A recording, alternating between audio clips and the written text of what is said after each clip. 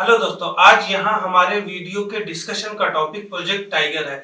ये project conservation of wild life या वन्य जीव संरक्षण की दृष्टि से एक महत्वपूर्ण कार्य है, जो कि सरकार और जनता दोनों के सहयोग से किया जा रहा है। इस वीडियो में हम टाइगर रिजर्व के न्यूज में रहने की वजह, प्रोजेक्ट टाइगर क्या है और इसकी ऐतिहासिक पृष्ठभूमि, इसके उद्देश्य, इसकी संरक्षण की स्थिति, भारत के महत्वपूर्ण क्षेत्र जहां आप टाइगर देख सकते हैं, आगे प्रोजेक्ट टाइगर के योगदान और इसके महत्व के बारे में, प्रोजेक्ट टाइगर के समक्ष आने वाली समस्याएं और चुनौतियां, बाघ संरक्षण की दिशा में हालिया भारतीय पहल, बाघ संरक्षण की दिशा में हालिया वैश्विक पहल और अंत में गुरु घासीदास तमोर पिंगला टाइगर रिजर्व के बारे में हम सभी पहलुओं को जानने की कोशिश करेंगे। इस वीडियो से रिलेटेड कंटेंट की हिंदी और इंग्लिश दोनों में आप फाइल डिस्क्रिप्शन में दिए गए लिंक से भी डाउनलोड कर सकते हैं। अब अगर इस वीडियो से रिलेटेड न्यूज की बात करें तो हाल ही में छत्तीसगढ़ सरकार ने राज्य में गुरु घासीदास तमोर पिंगला को भारत के 56वें टाइगर रिजर्व के रूप में अधिसूचित किया है। इस रिजर्व से छत्तीसगढ़ को अपनी बाघ आबादी में सुधार करने में मदद मिलने की उम्मीद है, जो हाल के वर्षों में कम होती देखी गई है। ये इस रिजर्व में चीतों को रीइंट्रोड्यूस करने में राज्य की महत्वाकांक्षा के लिए भी एक रास्ता खोल देगा। ये बात अहम है कि आखिरी बार चीता यहाँ पर 1940 के दशक में देखा गया था। अब हम प्रोजेक्ट टाइगर की बात करें तो ये पर्यावरण, वन और जलवायु परिवर्तन मंत्रालय की एक केंद्र प्रायोजित योजना यानी सेंट्रली स्पॉन्सर्ड स्कीम है, जो बाघ संरक्षित क्षेत्रों में बाघों के संरक्षण के लिए टाइगर स्टेट्स को केंद्रीय सहायता प्रदान करती है, जो कि वित्तीय के साथ साथ तकनीकी या सलाहकारी प्रकृति की भी हो सकती है। प्रोजेक्ट टाइगर की शुरुआत 1 अप्रैल 1973 को तत्कालीन प्रधानमंत्री इंदिरा गांधी के नेतृत्व में हुई थी। इसकी शुरुआत उत्तराखंड के जिम कॉर्बेट नेशनल पार्क से हुई थी। शुरुआत में इस परियोजना को 9 टाइगर रिजर्व के लिए डिजाइन किया गया था, हालांकि अब करीब 56 टाइगर रिजर्व होने जा रहे हैं। इस योजना का प्रशासन राष्ट्रीय बाघ संरक्षण प्राधिकरण यानी नेशनल टाइगर कंजर्वेशन अथॉरिटी द्वारा किया जाता है, यानी कि ये अथॉरिटी इस योजना की नोडल एजेंसी भी है। वहीं अगर प्रोजेक्ट टाइगर के उद्देश्य की बात करें, इसमें मेनली टाइगर रिजर्व जिसकी IUCN की लाल सूची के अनुसार लुप्तप्राय यानी इंडेंजर्ड स्थिति है, उसकी अपने प्राकृतिक पर्यावासों यानी नेचुरल हैबिटेट्स में व्यवहार्य जनसंख्या सुनिश्चित करना है। इसके साथ ही टाइगर्स को विलुप्त होने से बचाना है, इनकी आबादी को सुरक्षित करना है, इनके नेचुरल हैबिटेट्स को संरक्षित करना है और साथ ही जैविक महत्व के क्षेत्रों को नेचुरल हेरिटेज के रूप में संरक्षित करना है। साथ ही बफर जोन में लोगों और जानवरों के अस्तित्व के बीच एक बैलेंस बढ़ाना है, जिससे मानव वन्य जीवों के बीच संघर्ष को कम किया जा सके। इनमें टाइगर्स के हैबिटेट पर गहन शोध करना और किसी भी बदलाव पर नजर रखना भी शामिल है। अब बाघ की संरक्षण स्थिति यानी प्रोटेक्शन स्टेटस की बात करें तो टाइगर्स को भारतीय वन्य जीव संरक्षण अधिनियम 1972 की अनुसूची 1 में शामिल किया गया है, यानी इसका शिकार और किसी भी तरह से व्यापार दंडनीय अपराध है और इसे उच्च स्तर की सुरक्षा प्रदान की गई है। इसे अंतर्राष्ट्रीय प्रकृति संरक्षण संघ यानी IUCN की लाल सूची में लुप्तप्राय यानी इंडेंजर्ड के रूप में सूचीबद्ध भी किया गया है। इसके साथ ही इसे वन्यजीव और वनस्पतियों की लुप्तप्राय प्रजातियों में अंतर्राष्ट्रीय व्यापार पर कन्वेंशन यानी साइट्स, जो कि एक अंतर्राष्ट्रीय समझौता है जिसका मकसद ये सुनिश्चित करना है कि जंगली जानवरों और पौधों के नमूनों के अंतर्राष्ट्रीय व्यापार से इनकी प्रजातियों के अस्तित्व को खतरा न पहुंचे। इसे वाशिंगटन कन्वेंशन के नाम से भी जाना जाता है। इसके परिशिष्ट 1 में शामिल किया गया है, जो कि इसका उच्च स्तरीय संरक्षण दर्शाता है। अब अगर हम भारत में इंपॉर्टेंट टाइगर लैंडस्केप यानी जहां पर आप बाघ देख सकते हैं उन स्थानों की बात करें तो ये शिवालिक पहाड़ियां, गंगा के मैदान, मध्य भारत, पूर्वी घाट, पश्चिमी घाट, साथ ही उत्तर पूर्वी पहाड़ियां और ब्रह्मपुत्र के मैदान, इसके साथ ही सुंदरवन में ज्यादातर देखने को मिलेंगे। अब प्रोजेक्ट टाइगर के योगदान या महत्व को देखें तो प्रोजेक्ट टाइगर की वजह से देश भर में कई टाइगर रिजर्व बनाए गए। 1973 में 9 टाइगर रिजर्व थे, जिनकी संख्या 2021 में ही बढ़कर 50 से ज्यादा हो गई थी। ये रिजर्व न सिर्फ बाघों की रक्षा करते हैं बल्कि पूरे पारिस्थितिक तंत्र की भी रक्षा करते हैं।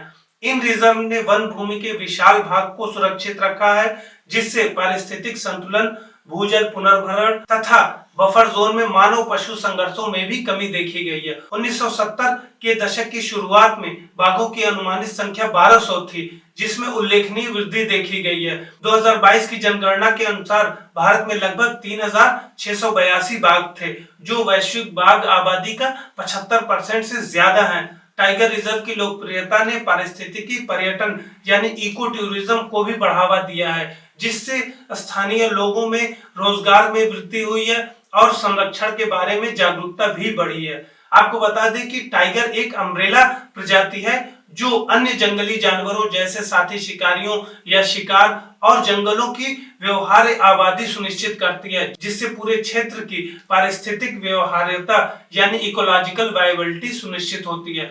बाघों के पर्यावास विशेषकर वन कार्बन अवशोषण यानी कार्बन सिक्वेस्ट्रेशन और जलवायु परिवर्तन शमन के लिए भी महत्वपूर्ण है, जिससे ग्रीन हाउस गैस उत्सर्जन को कम करने और जलवायु परिवर्तन की गति को धीमा करने में भी मदद मिलती है। ये सतत विकास लक्ष्यों के साथ साथ भारत द्वारा पेरिस शिखर सम्मेलन में जलवायु परिवर्तन में इसके लिए निर्धारित योगदान के लिए भी सहायक है। प्रोजेक्ट टाइगर के समक्ष आने वाली समस्याओं और मुख्य चुनौतियों की बात करें तो बाघों के भिन्न भिन्न अंगों की कालाबाजारी के कारण होने वाले अवैध शिकार एक बड़ा खतरा बना हुआ है। साथ ही सड़क, बांध, शहरी विस्तार जैसी बुनियादी ढांचा परियोजनाओं के कारण भी उनके आवास खंडित हो गए हैं, जिससे मानव पशु संघर्ष में वृद्धि हुई है। हाल ही में देखा गया है कि समुद्र का बढ़ता जलस्तर विशेषकर सुंदरबन क्षेत्र में बंगाल टाइगर के आवास के लिए खतरा बन रहा है। साथ ही अपर्याप्त धन एवं संसाधनों के कारण कभी कभी टाइगर रिजर्व के प्रभावी प्रबंधन में भी बाधा उत्पन्न होती है।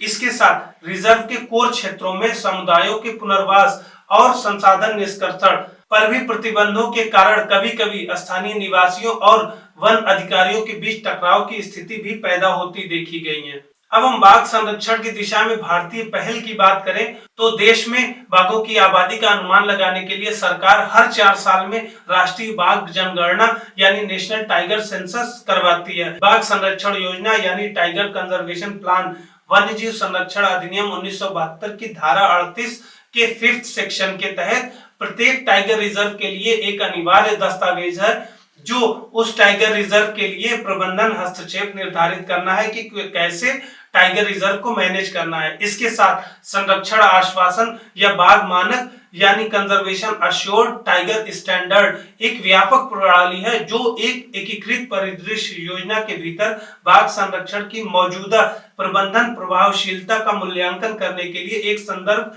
बिंदु प्रदान करती है और यह सुनिश्चित करती है कि इन प्रयासों का लाभ अधिकतम हो। साथ ही सरकार ने निर्दिष्ट टाइगर रिजर्व के बाहर महत्वपूर्ण बाघ पर्यावसों की सुरक्षा के लिए संरक्षण रिजर्व और सामुदायिक रिजर्व भी स्थापित किए हैं। हालांकि इसमें एक चिंता की बात यह देखी गई है कि यहाँ पर लीडार आधारित सर्वेक्षण यानी light detection and ranging technique का यूज मानव पशु संघर्ष की चुनौती से निपटने के लिए किया जा रहा है, जिसके कारण कई पशुओं की मृत्यु हुई है। इसमें गणना के लिए एम स्ट्रिप्स यानी monitoring system for tigers intensive protection and ecological status जो बाघों की निगरानी प्रणाली है, जिसमें गहन संरक्षण और पारिस्थितिक स्थिति जांच शामिल है। बाघों के फोटो आधारित साक्ष्य और सर्वेक्षण जानकारी को जियो टैगिंग करने के लिए जीपीएस का यूज करता है। इसमें कैमरे से ली गई तस्वीरों को प्रजातियों के आधार पर स्वचालित यानी ऑटोमेटिकली अलग करने के लिए कैटरेट, जिसका full form camera trapped data repository and analysis tool है, का भी इस्तेमाल किया गया है। अब अगर हम बाघ संरक्षण पर वैश्विक पहल को देखें तो ग्लोबल टाइगर फोरम की स्थापना 1994 में ही हुई थी। ये बाघ संरक्षण के लिए एकमात्र अंतर सरकारी निकाय है। इसके सदस्यों में मुख्य बाघ क्षेत्रों के 7 देश शामिल हैं, जो कि बांग्लादेश, भूटान, भारत, कंबोडिया, म्यांमार, नेपाल और वियतनाम है। इसी तरह ग्लोबल टाइगर इनिशिएटिव को 2008 में सरकारों, अंतरराष्ट्रीय संगठनों, नागरिक समाज और निजी क्षेत्र के वैश्विक गठबंधन के रूप में शुरू किया गया था, ताकि जंगली बाघों को विलुप्त होने से बचाने के लिए मिलकर काम किया जा सके। इसके साथ ही बाघ संरक्षण पर सेंट पीटर्सबर्ग घोषणा पत्र 2010 में रूस के सेंट पीटर्सबर्ग में आयोजित अंतरराष्ट्रीय बाघ फोरम यानी इंटरनेशनल टाइगर फोरम में एकत्रित 13 बाघ क्षेत्र वाले देशों के नेताओं द्वारा अपनाया गया था। आपको बता दें कि वे 13 बाघ क्षेत्र वाले देश भारत, भूटान, नेपाल, कंबोडिया, चीन, Indonesia, Laos, Malaysia, Myanmar, Nepal, रूस, थाईलैंड और वियतनाम है। अब अगर हम अंत में गुरु घासीदास तमोर पिंगला टाइगर रिजर्व की बात करें तो ये टाइगर रिजर्व अचानकमार, इंद्रावती और उदंती सीता नदी के बाद छत्तीसगढ़ का चौथा टाइगर रिजर्व होगा।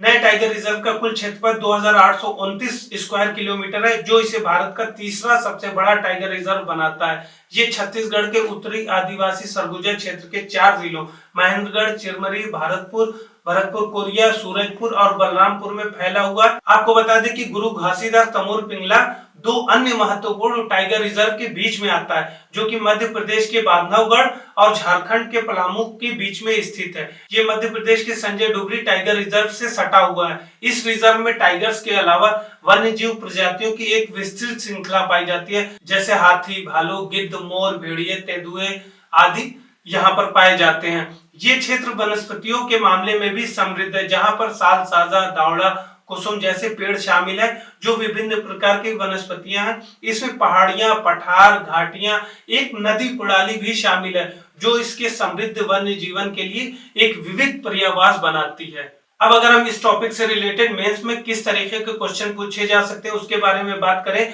तो बाघ एक अम्ब्रेला प्रजाति है, जो अन्य जंगली जीवों और जंगलों की व्यवहार आबादी सुनिश्चित करता है। इस कथन के आलोक में प्रोजेक्ट टाइगर की समालोचनात्मक जांच करें और बाघ की सुरक्षा के लिए विभिन्न वैश्विक पहलों पर चर्चा करें।